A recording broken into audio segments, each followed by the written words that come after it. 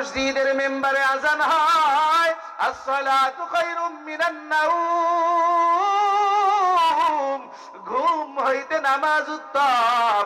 আর জমিনে সারা রাত মোবাইল দেখলাম, জমিনের ভিতরে গজবের মোবাইলের কারণে রাত পার হয়ে গেল। রাতের বেলায় মা বাবা বেটার বউ জামাই মিয়া সব একসঙ্গে হাজী সাহেবরা টিভির পর্দা খুলিয়া বসিয়া যায়।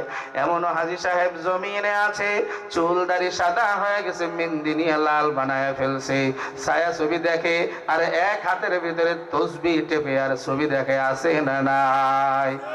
আল্লাহ বলেন আমার মা রে জমিনের নাফরমান, নাই কাদের নাচ দেখতেছো আবার তসবিহ টেপো, সুবহানাল্লাহ কওয়ার নায়িকার মাজা ভাঙা ড্যান্স দেখো। আল্লাহ ডাক দিয়া বলে হাসরের ময়দান, ওই এক একটা তসবিহ একটা বোমা বানায়া তোর মাথায় আমি মারবো, ঠিক না বেঠিক? জোরে বলেন। তাহলে জমিনের ভিতরে হিসাব করা লাগবে। নামাজ হলো গুরুত্বপূর্ণ ইবাদত।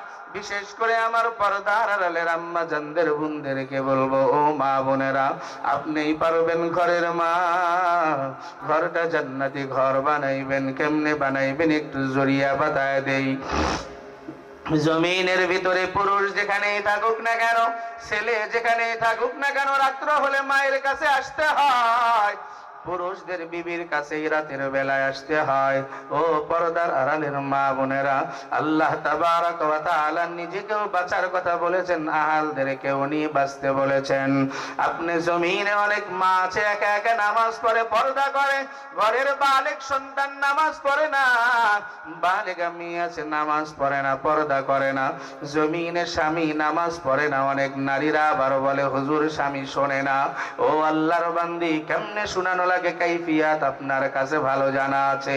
কেননা স্বামী আর স্ত্রী এর মতো আপনজন দুনিয়ায় আর কেউ নাই। আল্লাহ দুজনকে পোশাকের ন্যায় বর্ণনা করেছেন, হুন্না লিবাসুল লাকুম ওয়া আনতুম লিবাসুল লাহুন্না। আল্লাহ বলেন স্বামী স্ত্রী একে অপরের পোশাকের ন্যায়।